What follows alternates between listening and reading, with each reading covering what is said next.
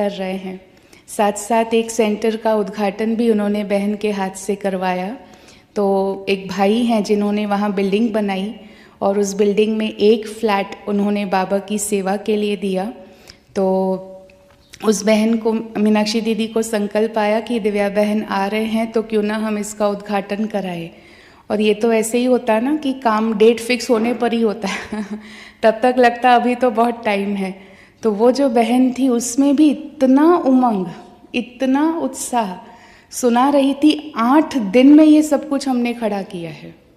कहते हम दूसरी कार्य से दीदी से मिलने गए थे और तभी दीदी ने कहा दिव्या दीदी आ रही हैं, बहुत अच्छी पावरफुल योगी आत्मा है, तो आप उनके हाथ से उद्घाटन कराओगी, अभी आ रही है तो कहती है मैंने सोचा भी नहीं, मैं ना क्या बोलूं, मेरे मुंह से निकल गया हाँ दीदी।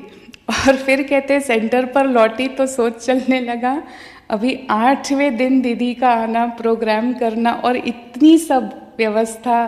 बिल्डिंग में अभी भी कुछ लिफ्ट वगैरह का काम एज अ मकान भी बाकी है, बाकी फिनिशिंग हो गई है, तो रहने भी अभी कोई नहीं आए हैं। पर उस बहन की भी ये विशेषता देखी, उमंग, उत्साह, हिम्मत, बाबा पर निश्चय, अटूट निश्चय था उसको बाबा के ऊपर। नहीं, बाबा ने कहा है तो ये काम होगा। और एक एक सारे जो भाई बहनें थी, उनकी पालना, उनका परिचय, उनका साथ, तो बहुत उमंग उत्साह से सेंटर जहाँ था वहाँ से कितनी दूर से तो सड़क पर रंगोली बिछाई हुई थी और सड़क पर रंगोली करते करते और थोड़ा म्यूजिक भी लगाया और बहुत उमंग उत्साह से। बगी में भी बिठाया ना? हाँ, बगी में भी बिठाया। तो पूछा था तो हमने कहा था यहाँ से, मैंने कहा था कि होगा तो पैदल चले जाएंगे, कार से जाएंगे, ये सब ना करे। पर उस बहन का इतना उमंग, नहीं हम सेवा करेंगे, बगी में बिठाएंगे, म्यूजिक भी लगाएंगे, पद यात्रा जैसी निकाली और पद यात्रा में बहन को बगी पर बिठाया, पद यात्रा करते करते भाई बहनें गए और फिर सेंटर का ओपनिंग भी वहाँ पर उन्होंने करवाया। तो एक आत्मा भगवान से जब प्यार रखती है और उसका अनुभव उसके मुंह से सुनने जैसा था। खुद ही कह रही थी मुझे बिलीव नहीं हो रहा कि आज ये दिन हो रहा है, आज ये प्रोग्राम हो रहा है। और 14 वर्ष वहाँ पर उन्होंने किराए पर स्थान, एक स्थान, 2 स्थान, ऐसे अलग अलग स्थान किराए पर लेकर फिर आखिर ये अपना स्थान वो भाई ने दिया तो बना। तो कह रही थी मुझे आज ऐसा महसूस हो रहा है कि 14 वर्ष की तपस्या हुई और बाबा ने उसका आज फल दिया है।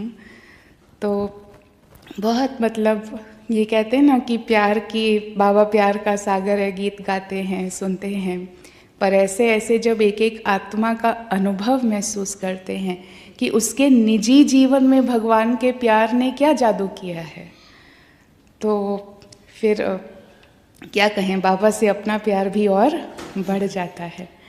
तो ऐसे एक तरफ होती है निमित्त सेवा और दूसरी तरफ ये ब्राह्मण परिवार से आत्मीयता, ब्राह्मण परिवार से प्यार, और कैसे सभी पालना कर रहे हैं।